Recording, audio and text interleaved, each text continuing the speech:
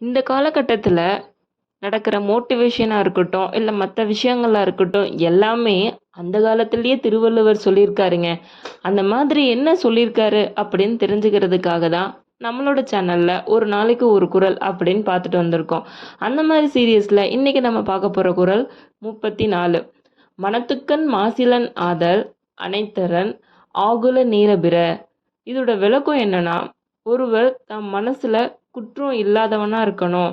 அதாவது நம்ம மனசுக்கு நாம ஃபர்ஸ்ட் நல்லவங்களா இருக்கணும். மற்றதெல்லாம் அப்பாற்பட்டது தான் அப்படின்னு அன்னைக்கு திருவள்ளுவர் சொல்லியிருக்காரு.